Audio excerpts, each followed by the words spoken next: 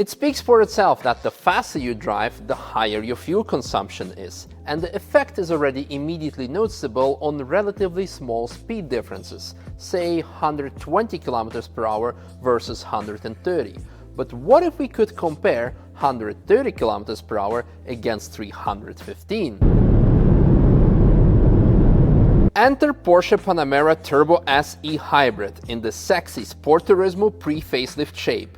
680 horsepower and 315 km per hour vmax. Back in 2019, I had the car for a week and decided to do something else than a regular test drive.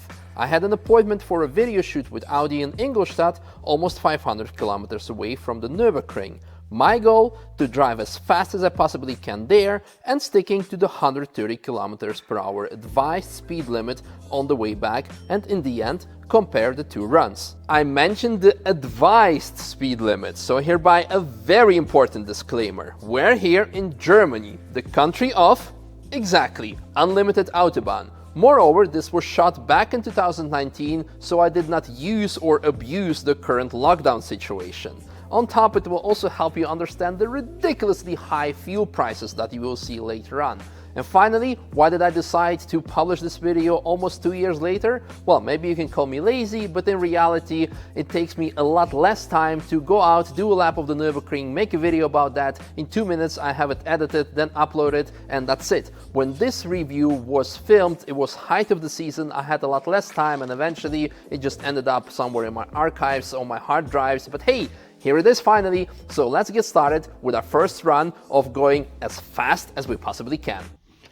Good morning, 3 o'clock at night, or 3 a.m. By the way, I'd like to apologize for the first couple of shots, which are pretty dark, which were filmed on a GoPro 7 using low ISO settings. But anyway, what did the GPS have to say about our 485 kilometer trip? 5 hours and 18 minutes, which equals arrival time of roughly 8 o'clock and 16 minutes. Well, let's see if 680 horsepower and unlimited Autobahn will allow me to arrive slightly earlier. I do have to say that I have to get to the Autobahn first before we can use those 680 horsepower. And by the way, the e-hybrid Panamera comes with a very convenient function that you can drive fully electric, which is pretty handy when you want to sneak out of town at 3 a.m. without waking up and upsetting all of your neighbors.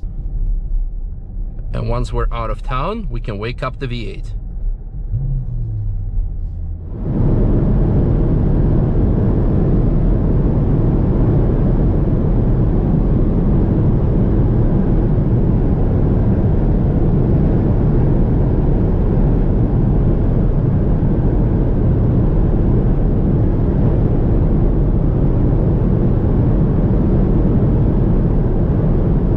But the German Autobahn users know that in reality that unlimited sections is actually a myth, because most of the time, even at night, you'll be spending your time in construction zones and stuck behind traffic. So, how long will it take us to empty the 80-liter or 21 US gallon tank of fuel? By the way, I hope you guys appreciate all the different metrics that I have included so the majority of the world population can understand this video easily. So the kilometers per hour versus miles per hour, liters versus gallons, miles per gallon, liters per 100 kilometers per hour, and eventually later on even euros versus dollars. All right, first pit stop because we have an empty tank, and the stats are 1.5 hour driving time, or 1 hour and 20 minutes. 220 kilometers covered, so not bad. Consumption almost 1 on 3, so well, that's to be expected when you drive 300 sometimes. Average speed 170.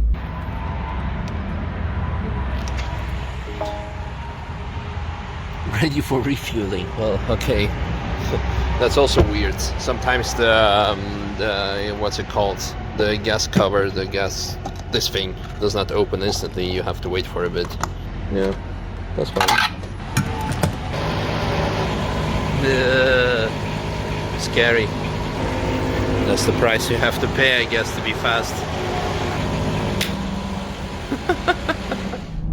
Well, one thing construction works are good for, and the speed limit that applies to them, is that you can enjoy the view.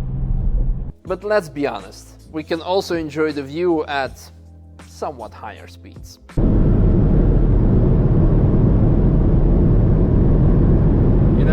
probably the best view I ever had while doing 300 kilometers an hour.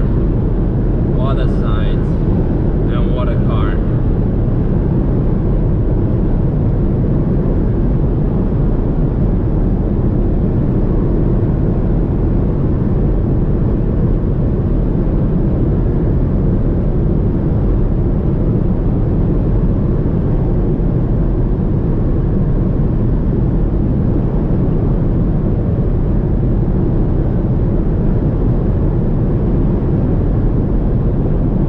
But as the morning was approaching, more traffic started to populate the roads.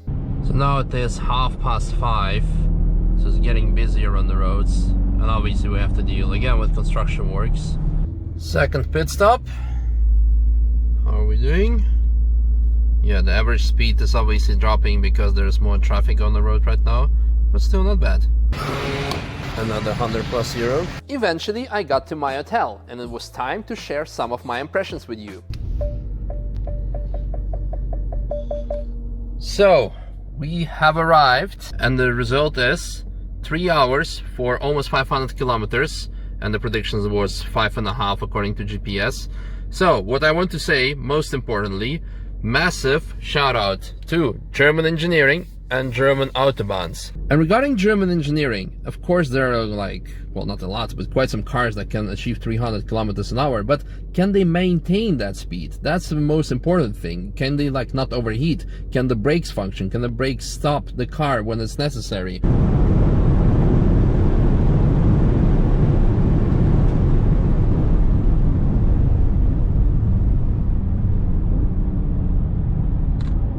And this car is made for it. You can drive 300 plus safely and, well, not be tired. As you could have seen, my fuel tank was not full when I arrived at the hotel. So after a quick nap, I went to the nearest gas station, which was 4 kilometers away, filled up the car, which allowed me to calculate the total damage of doing 500 kilometers, almost 500 kilometers, as fast as possible. When it was possible, of course, legally possible. Good morning everyone, and as you can see I'm fresh and fruity. I'm currently at the gas station because I refilled. It's roughly 4 kilometers, it's not roughly, it's exactly 4 kilometers from the hotel. I just did a quick calculation, then 70 liters and 62 liters, and then finally right now 19.8, so let's say 20 liters.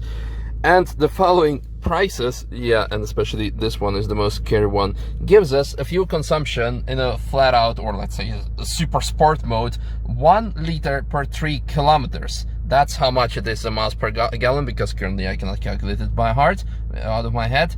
And a price of €1 per 1.75 kilometers. Almost even less than 1 and 2. So that's quite a lot. So this car is not only expensive in purchase, but also expensive to drive if you want to drive it fast. Now all of you can rewind the video and pause it at the numbers to study them more in detail. But what do they tell us? 31 liters per 100 kilometers, or 7.5 miles per gallon. That's quite steep. And keep in mind that I was not always constantly driving 315 kilometers per hour. I had to get to the Autobahn by driving through the villages. I was driving through construction works occasionally. I was slowed down by traffic. So in reality, the actual consumption on vmax, in case you're interested, when you're doing 315, is probably close to 1 liter per 1 kilometer. Moreover, by doing these higher speeds, the top speed, so to say, you're increasing the load on your engine, on other components, which is increasing wear and tear, which means that you have lots of other higher costs, not only the fuel costs that we are discussing currently, but these costs are initially covered by warranty. But more importantly, people who can afford such a car, they probably don't care about those extra costs at all. Their time is probably more valuable than some of those costs. But anyway, as amazing as it is to do speeds 315 kilometers per hour or close to 200 miles per hour, we can only do this in Germany. So let's take a look how this extreme scenario is comparing to a more relatable speeds of doing 130 kilometers per hour.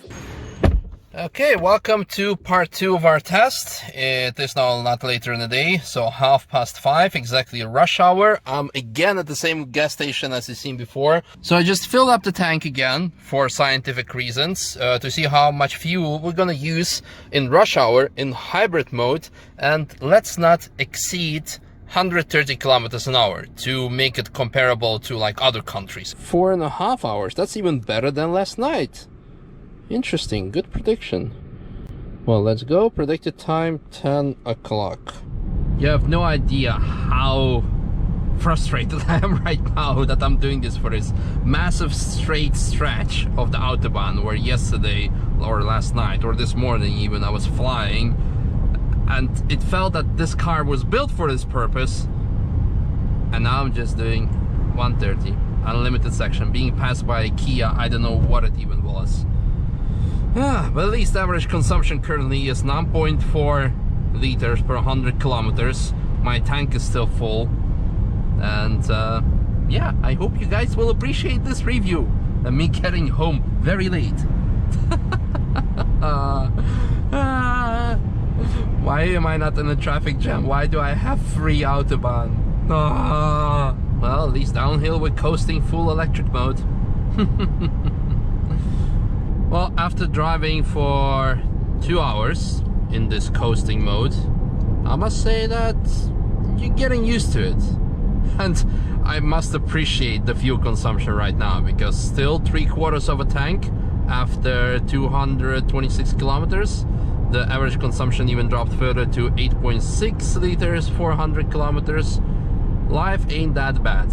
Life ain't that bad. What an amazing view again.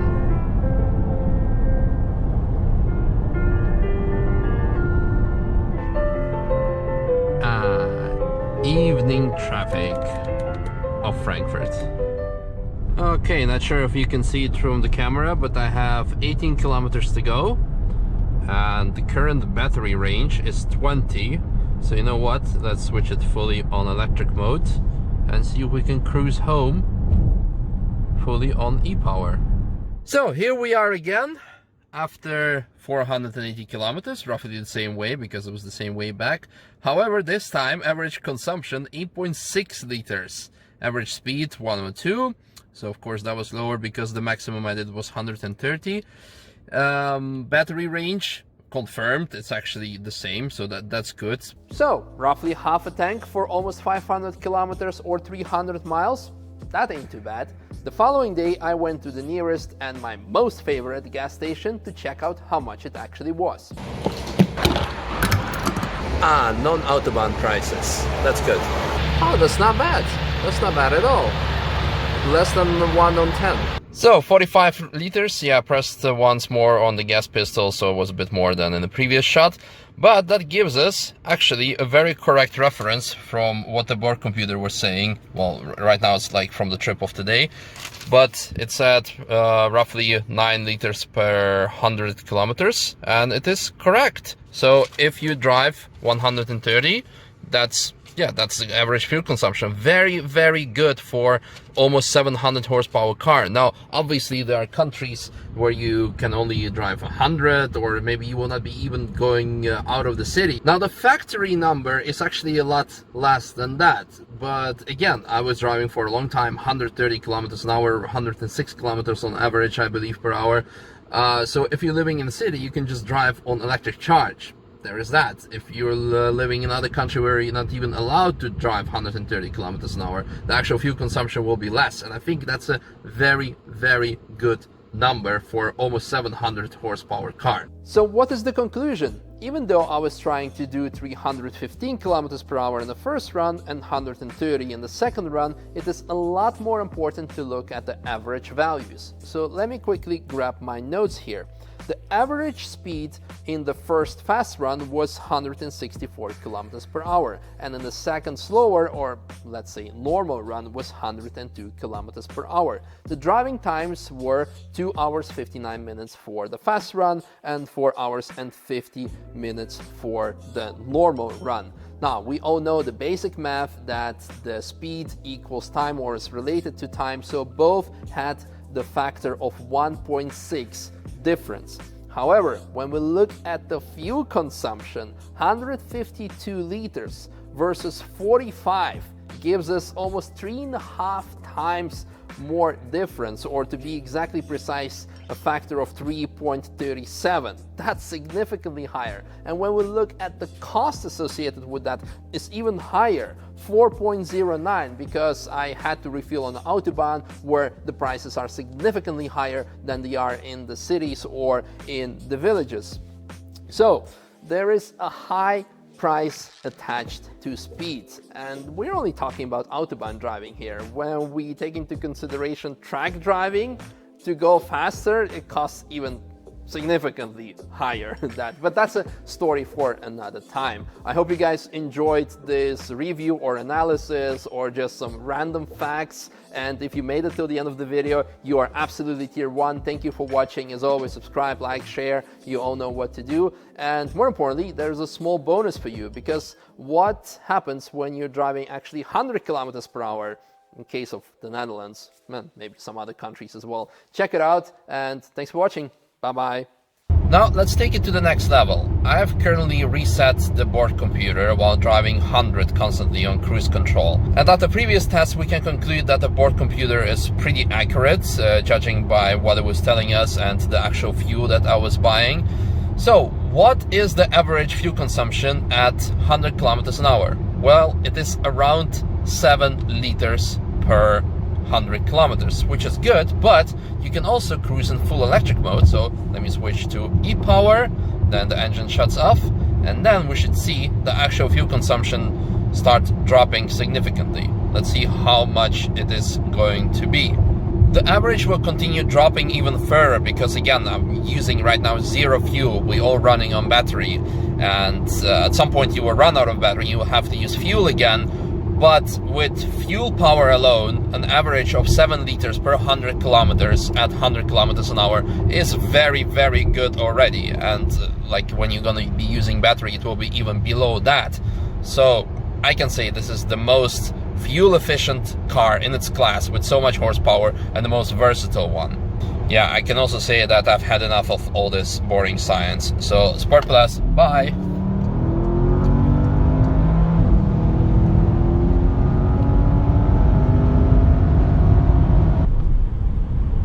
Yeah, that's the first reality check. You may have 720 or 680 horsepower, but in real world conditions, they are pretty much useless.